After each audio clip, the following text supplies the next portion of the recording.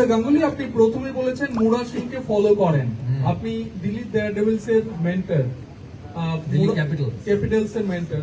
Mura Singh base প্রাইসে অকশনে রয়েছে 3 জনের মধ্যে একজন। ত্রিপুরার মানুষ কি আশা করতে পারে যে এইবার মূল পর্বে দেখতে পারবেন রাজ্যের ছেলেকে? দেখা যাক, অ্যাকচুয়ালি মুরা সিং শর্ট লিস্টে আছে, দেখা যাক কি অপশনে তো কোনো গ্যারান্টি থাকে না যে কে কাকে পাবে, অন্য টিম নিয়ে চলে যেতে পারে, কারণ অপশন ডাইনামিক্সই এমন। নিশ্চয়ই মুরা সিং কোনো না কোনো টিমের হয়ে IPL খেলবে।